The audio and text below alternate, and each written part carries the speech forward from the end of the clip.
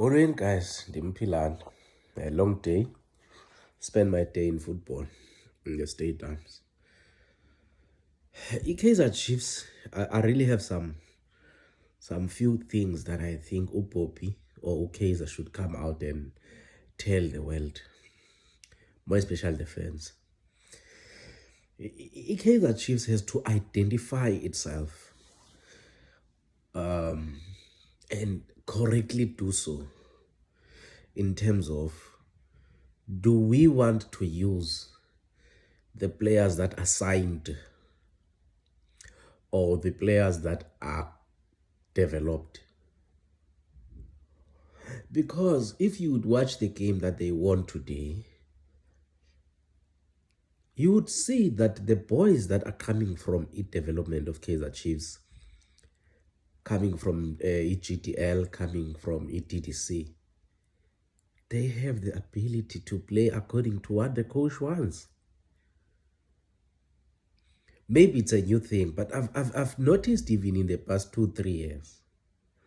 Now, if you find a player that is signed with money paid, even if he was signed on as a free agent, but the fact that he's going to be paid a certain salary because he's a seasoned player, performing less than the player that is developed by Chiefs, that leaves you with the question, why do I sign players? Why must I sign players then? If Chiefs graduates are performing better than Chiefs signings, why do we continue to sign? That's the question. I watched the boy that was wearing number 34. I didn't pick his name, but I watched him. I think it's Mabasa, yes. And I looked at Naledi Hlongwane. They didn't do a lot given the space of time that was given to them. But you know, when you see a player that can do something, if this boy that was Mabasa is 34, can be given 15 minutes for the first 6 to 10 games of the league, within the next season, he would be a best campaigner at Chiefs, one of the best campaigners at Chiefs. It's a matter of exposure. Now, Chiefs must quickly identify itself. Do we want to groom players? And then we expose them, or we find a way for them to have a smooth transition from DDC to PSL? Or are we that team that will go out on market and buy? Because when we go on market, we don't even buy players. We wait for them to be free agents. That's the big question. And do these free agents work for us as Kaizer Chiefs? Who was the best player last season? It was Mtu, probably. Okay, let's say the best promising player, it was Mtu. And at some point before Lilepo joined Chiefs, he was the top goal scorer at Chiefs. And he continued to score goals for Chiefs. You promote Naledi Hlongwane, he's coming on board. He's likely going to score 5 to 8 goals if given a chance like Mtu was. Vilakazi is also one of the players that was there, promising. Vuma is the one who was the shot stopper for most of the goals at Chiefs.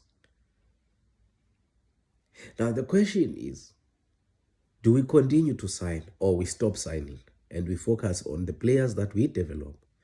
Because I can literally give you the lineup that can be preferred for Chiefs coming into this season had they not released Undando Yenkosi. You find your Eden McCarthy. You find your Undando Yenkosi.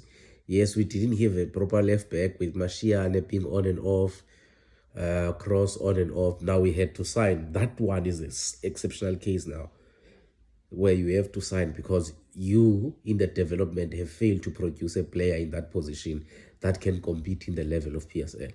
Go to the right back again. Monyane seems to be fitting well.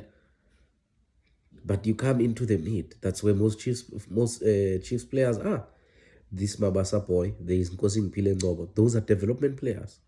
There is Mtu in front of them. There is Vilakazi on the wing. There is Naledi as a striker. There is still Abo Mashiane who are on the bench, Abo Samkilo Zwane who are on the bench, and everyone.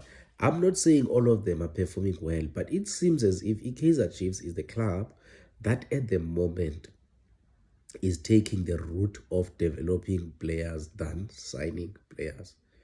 And I think Chiefs management should come out and tell us and be honest that, look, we have stopped signing. We will sign when we notice that there is a need for us to sign.